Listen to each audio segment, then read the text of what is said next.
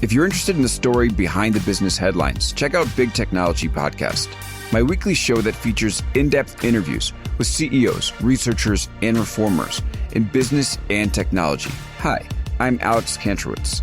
I'm a longtime journalist, CNBC contributor, and the host of the show. I empty my Rolodex every Wednesday to bring you awesome episodes, so go check out Big Technology Podcast. It's available on all podcast apps. Would love to have you as a listener.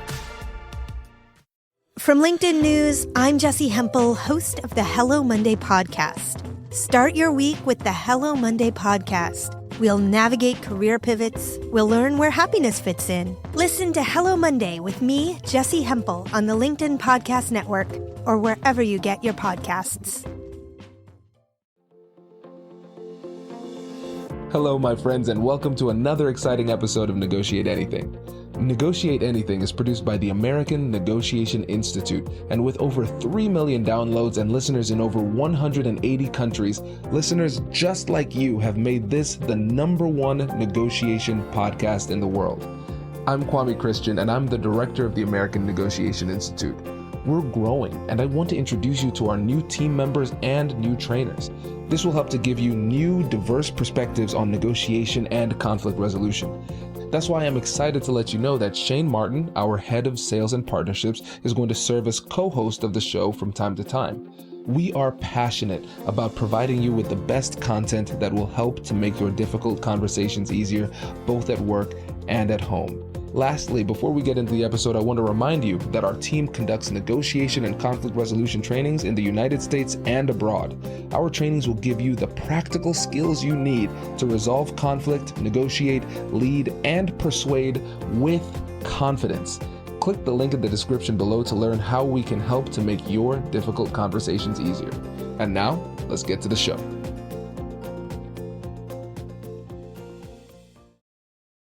Jordan, thanks for joining us today. Thanks so much for having me. I'm really excited to be here. Yeah, we are excited to have you, my friend. You come highly recommended. So how would you get us started by telling us a little bit about yourself and what you do?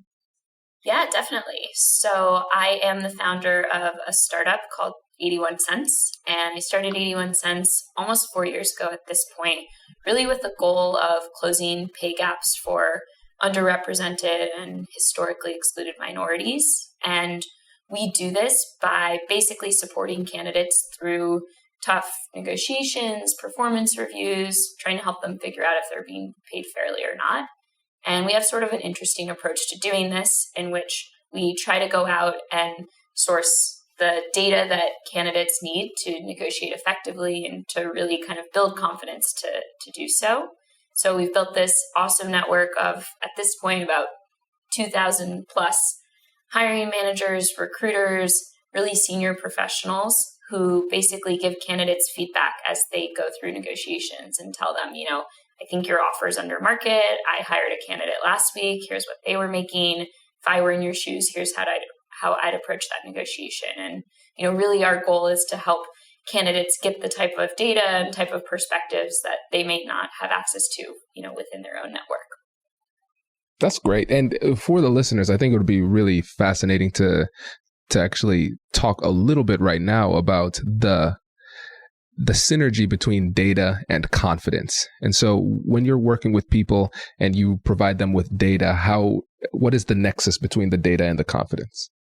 It's a great question. And I have a good story to kind of explain. So I guess, everyone knows that data is important for negotiation, or that's what it seems like. Most people think, okay, I got an offer, it feels lower than I want it to be. I'm going to come up with some data, and that's how I'm going to persuade the hiring manager and recruiter to increase the offer. And that's totally true. But I think people don't always realize how important data is for their own confidence and for, how they really position that ask.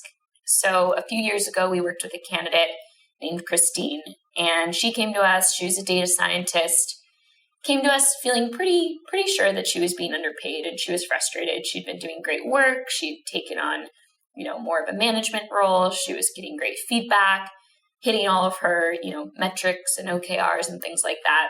But her pay hadn't really shifted in a couple of years. And so she came to us feeling a little frustrated, and she was thinking of having a conversation with her manager. So we took her compensation and kind of a description of who she was and her background, and we sent it out to our network of advisors. And for Christine, we got feedback from about 11 different data scientists, hiring managers in her field, recruiters who focus on data science, and all 11 of them said she was being underpaid by about 20%. And they thought that she could easily earn more elsewhere. She'd been doing such great work.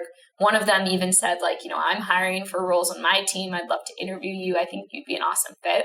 So suddenly Christine went from being a little frustrated and, thinking of having a conversation to pissed.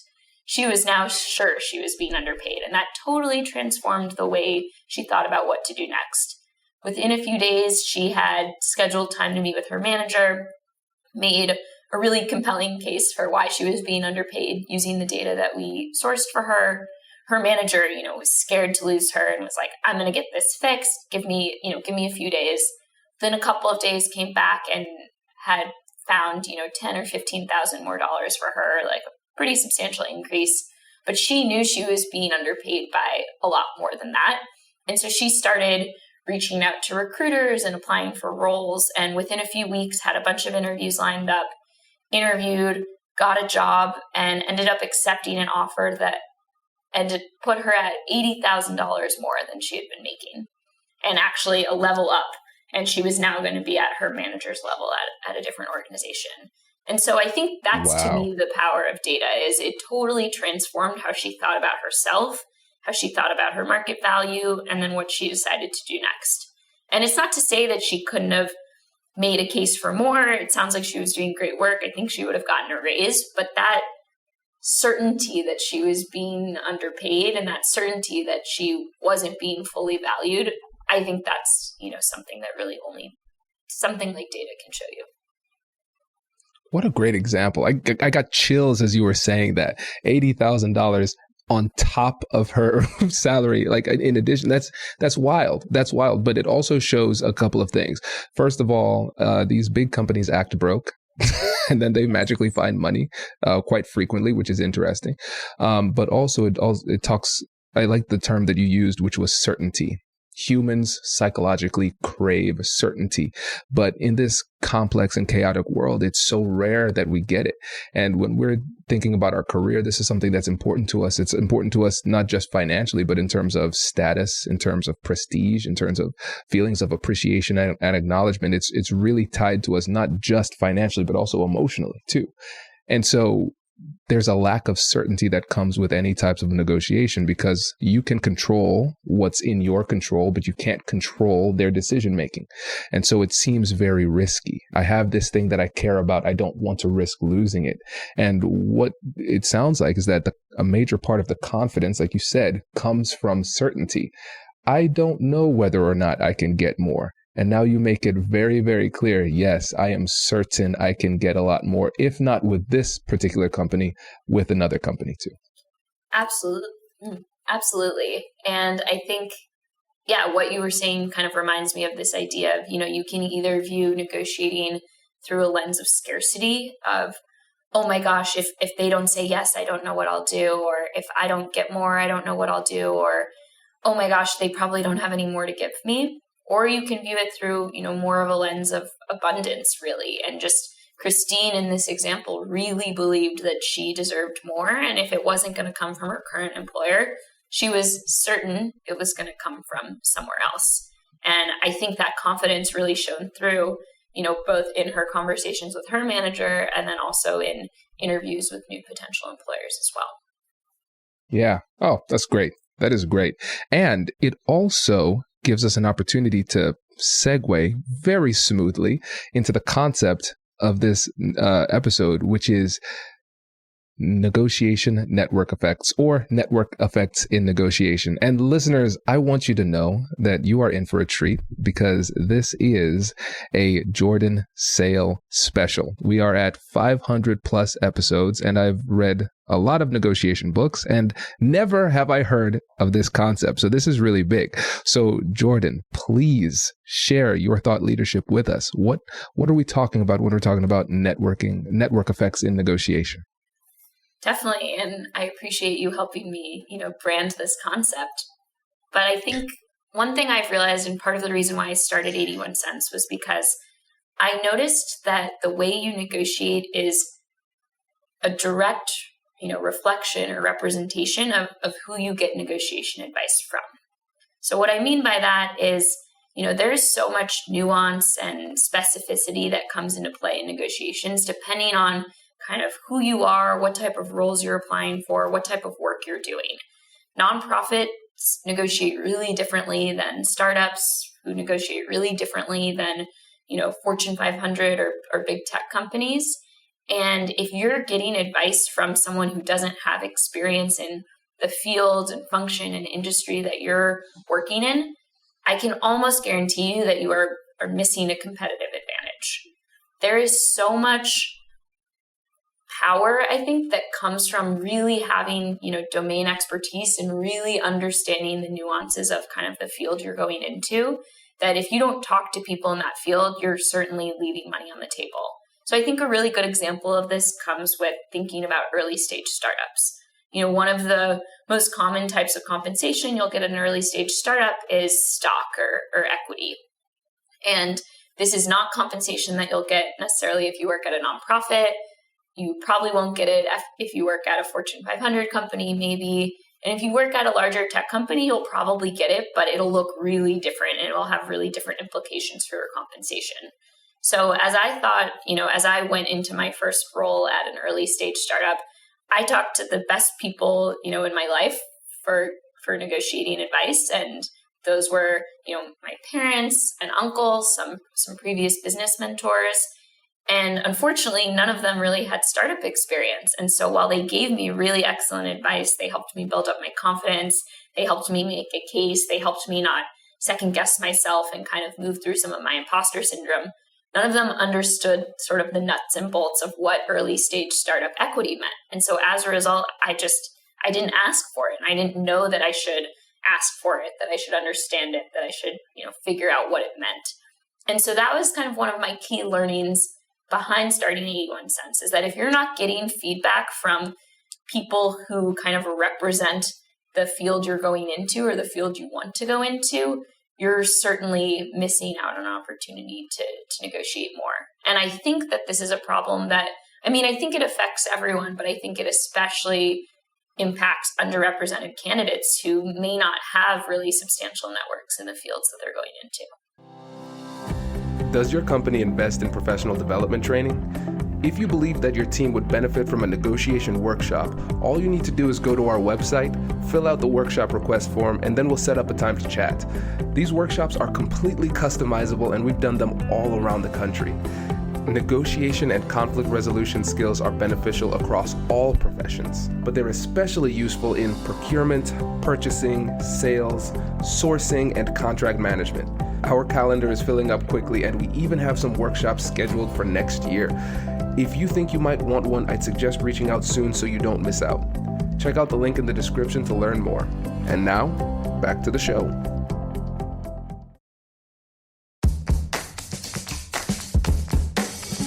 Hey you, I'm Andrew Seaman.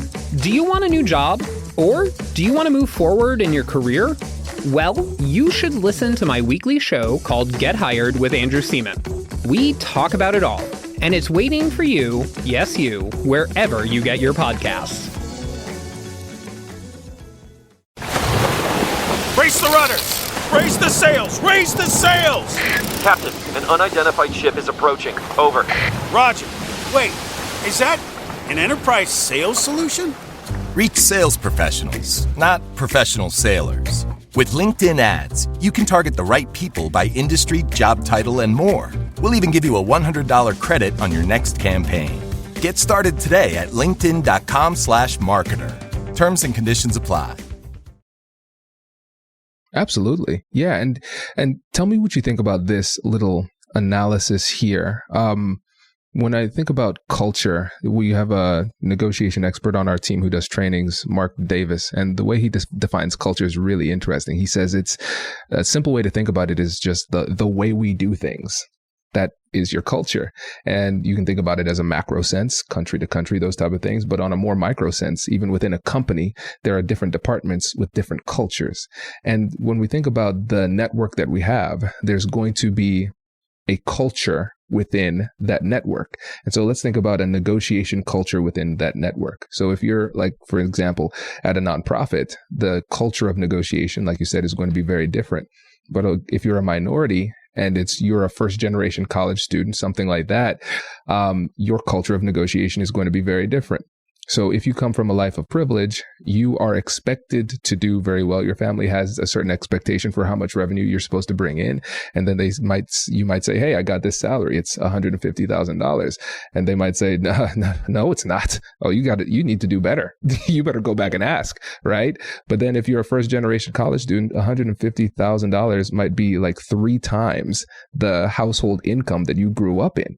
And so the people might say, hey, what's your salary? 150. Oh my gosh, you better not do anything to mess that up. You said you were thinking about negotiating. They might get mad. Don't do that. And so the culture of negotiation is going to be very different, and it's going to have an impact on the way that you approach these difficult conversations. You're totally right. And I've heard so many stories from candidates of kind of those cultural differences showing up for them. You know, some candidates saying, yeah, I told my parents what I was being offered, and their jaw dropped because it was 2 times as much as they ever earned. And so when I told them I wanted to negotiate, they said, you better be careful. You don't want that taken away from you. Versus other people, you know, if their whole network is earning significantly more than them, then suddenly they feel as if their $150K offer is low. And you know what it kind of reminds me of is that negotiation concept of anchoring, right? Whoever your models are, whatever numbers you see, that's going to kind of inform how you are responding to something. So if your anchors, so to speak, are lower pay or a certain type of compensation, then that's what you're going to be focused on. Versus if your anchors are higher or even just like representative of the type of compensation in that field or at that company or in that industry, then that's how you're going to think, interpret the offer. Oh, this is great. And yes, I love the concept of anchoring. That was one of my favorite episodes in 2017 that we did, just a full breakdown of the psychology of anchoring. And now that you break it down in that way, it's getting really interesting because it's like a meta anchoring, right? The anchor behind the anchor, right? So coming into a negotiation, the anchor is the aggressive request that we make at the beginning, understanding that the other side might negotiate it down. But then we have to think about the anchor that is already in our own minds that informs the anchor that we decide to make or not make, right? Which is really interesting. Right. How are we anchoring ourselves, or how is the way we grew up anchoring us before we even start interviewing for a job or start talking numbers? Yeah, this is great. This is great. Now, let's say this. So we know one path to get this, and people should take advantage of that. There's a link in the description. 81 cents essentially provides you with that network that you need to gather the data. Now, if people, let's say they don't have time or whatever it happens to be, they might say, how do I create these networking effects in my negotiations just organically by myself? What advice would you give? How do they start? Totally. And, the process we run at 81 cents, the reason why there's demand for our work is because people either don't have the network or they don't want to go out and ask their network, because it's really uncomfortable to talk about money, especially if you decide to pursue a network that looks a little bit different than your kind of core inner circle. But at the end of the day, a lot of us do have access to people who are kind of representative of the right people to be talking to. And so if you're a totally extroverted person and that feels comfortable for you, by all means, go out and try to build your own network or kind of harvest it in that way. And so what I would say in terms of how to do it is, one, think about who the hiring manager is, or if you haven't started negotiating yet, think about the kinds of hiring managers you might be interviewing with. What sort of positions are these people in? What sort of work have they been doing? Are there people in your network who are kind of similar to these hiring managers? Can you go out and build relationships with those people? Even if you're not necessarily applying to their company, let's say you're an engineer and you'll be negotiating with an engineering manager, can you talk to a few engineering managers in your network and try to understand kind of how they think about hiring, what they're looking for, and then also how they think about compensation of the people on their team. That's one thing that can be really helpful. Another consideration is kind of think about what your network looks like. And I really do mean this in terms of age, gender, and race. So if you are a, historically underrepresented candidate and you only talk to people who are underrepresented in the same kind of way you are, then chances are you're going to be sourcing skewed or biased information. So, let's say you're a woman in tech, you're a product manager, and you talk to 10 other women who are also product managers. Awesome. You are finding people in your field. That is a huge win. However, you're talking to people who have been historically underpaid by, close to 20%. So if you're getting numbers just from other women product managers, then you are probably getting numbers that might be lower than those that you would get if you talk to male or, people who identify differently in your field. Yeah, this is great. And interestingly enough, even though your target market is comprised of women and minorities, historically marginalized minorities, but you're recognizing the value of diversity of your own, let's say, personal board of directors. I need to have diversity of thought because somebody who has had more privilege than me, they have a very interesting and very valuable perspective that they can offer in my professional pursuits as well. Absolutely. I think both are super important. It's important to talk to people who've had similar experiences as yours because, at the end of the day, there is bias in this process, and understanding, how should I be thinking about navigating a negotiation as a woman of color, that is important context to have. And then it is also important to have the context of how do people who look differently than me think about negotiating? What am I missing by not kind of pushing myself to get outside of my network, either in terms of the advice I'm being given or, something as straightforward as the numbers. I might be getting lower numbers if I'm talking to other people who have been, excluded in the way I may have been. Absolutely. And if we extrapolate this idea of network effects in negotiation and apply it to other areas of the business world, we can see how could be value there too, because you're learning from other people as well. So a lot of our clients are in the procurement world doing procurement negotiations. And I think about it in terms of like cross training. You might have an athlete who plays tennis, but they get value from playing basketball. The footwork is somewhat similar in the lateral movement. Okay, cool. So I'm going to do that. It's a fun way to change the way that I think and approach it, but it also improves my game in tennis. And so when it comes to the negotiation trainings that we've done, it's been cool to see how some strategies from different fields, different industries can be applied to new industries to create new creative and innovative negotiation strategies too. So it sounds like this same concept would be really valuable in other fields, so you can also get the benefit and improve your negotiation process and as you learn from other people. Yes, totally. I love that sports analogy. I think that's a really great way of putting it. And, it's hard to know what you're missing sometimes if you kind of stay in your small little bubble. And it can be really important to kind of push ourselves to move beyond that and kind of figure out what we might be missing, what we might not be thinking about. Especially, with something as emotional as a negotiation too. When you're negotiating for your own compensation, that is loaded. This is, your livelihood. It's how a lot of people are thinking about providing for their family, how people are thinking about paying down debt. There's a lot of us tie our identity and our sense of value in ourselves to what we're paid, which is, a whole other topic we could get into. But having people who are not in that with you in the same way and who may really not be as emotionally invested in you, I think can be really helpful for kind of bringing in a different sense of perspective and for just being a little bit more rational. Absolutely. Absolutely. And that ties really well with the going back to what we discussed with confidence too, right? And I think we glossed over it as if it was understood. But for the listeners, again, I think it's important to revisit this. Understanding the value of confidence. Why is that a necessary part of the equation?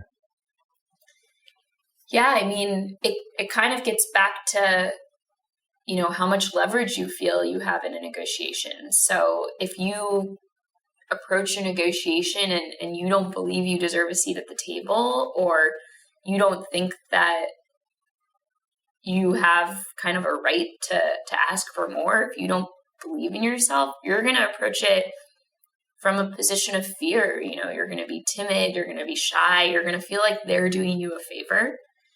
However, if you have a really strong sense of self, if you're really solid in who you are and believe in your value and what you bring to the table, you're just going to approach it really differently. It's not going to become something where you feel like you're begging them to give you more money or to give you that job. You're going to believe that you have a lot to bring to the table and they'd be lucky to have you. And that just really is going to change the way you ask, the way you think about asking, even the way you interview, right? If you understand your worth and your value, you're going to talk about yourself differently. And it's just going to kind of transform the whole process and the outcomes you see. And, building confidence, it's one of those intangibles that it's just really hard to do because it gets really personal. It gets to, what messages were you taught about yourself as a kid? What did society teach you and tell you? And what have your past experiences been? And, unfortunately, I think when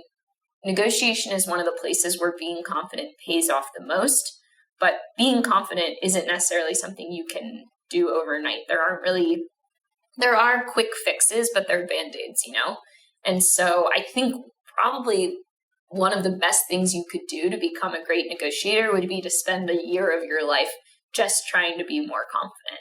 I think that will ultimately, pay dividends, like literal financial dividends, if you can spend the time kind of like working on yourself. And that doesn't necessarily even need to involve thinking about dollars or data or money or anything like that. It's really just, do you feel good in who you are? And do you believe in what you have to bring to the table? Absolutely. And one of the things that helps people to feel more confident is knowing what to say. And you were telling me about a really cool program that you and your team have created, the Script Builder. Can you tell us about that too?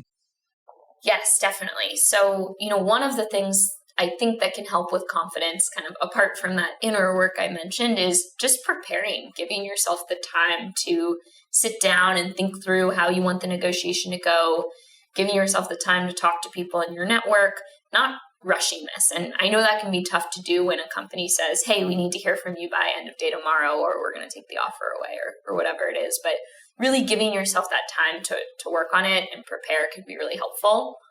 To the point of preparation, I think one of the most tactical things I recommend that I see make the most difference for candidates who are negotiating is building a script for themselves. Basically thinking about, how do you want to position the ask? What are you going to ask for? And then what are you going to say if they push back? Or, what are your worst fears about what the hiring manager or recruiter might say to you? And how are you going to respond if they say, we don't think you deserve more money, or why should we pay you more? Or, this is as good as the offer gets. Whatever you stay up late at night about worrying about, like kind of outlining your answers to those.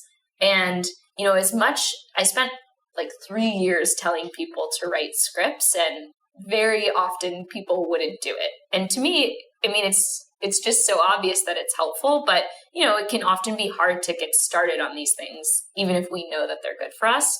And so we basically built a tool to help candidates write the first draft of their negotiation script.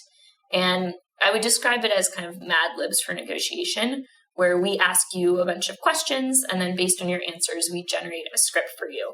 The idea is not that you should never read this script before you negotiate. The idea is, we're trying to get you 80% of the way there. We're trying to get something down on paper for you. And then you take it kind of the final 20% and make it your own. And it's been really awesome to see. We've had probably 100 people use it so far. And yeah, it's just been amazing to hear kind of how people have responded, how people have used it, just people saying like, wow, like I just didn't realize that I was supposed to frame my ask in that way. Or, wow, even the questions you asked me made me realize I didn't understand all the parts of the compensation package. Or, wow, it was so helpful being kind of given a first pass and then I was able to make it my own. It's been really cool to see it get out in the world. Oh, that's great. That is great. Jordan, thank you so much for joining us today. This has been really enlightening. And thank you for sharing this brand new Jordan Sale branded concept of network effects and negotiation. Before you go, can you let the listeners know again about the company and how they can get in touch with you? Yes, definitely. So we are 81 Cents and we provide salary negotiation support for underrepresented candidates. And as part of that, we've built this really amazing network of hiring managers and recruiters who are, there to support candidates through tough negotiations. And that's because we really believe in this idea that, you only negotiate as effectively as the people who give you advice on how to do it. And so you can check us out at 81cents.com. And yeah, I'd love to hear from you and thanks for the opportunity. My pleasure. Thanks again for coming on. Really appreciate it. Congratulations! You've just joined an elite club. By listening to a full episode, you're now officially on the Negotiate Anything team. So welcome aboard. What most team members do is they subscribe to the podcast because that allows them to automatically get the latest episodes of the show. The best things in life lie on the other side of difficult conversations.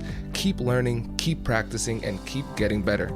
Your relationships will improve, your career will soar, and you'll have the confidence you need to get the most out of these crucial conversations.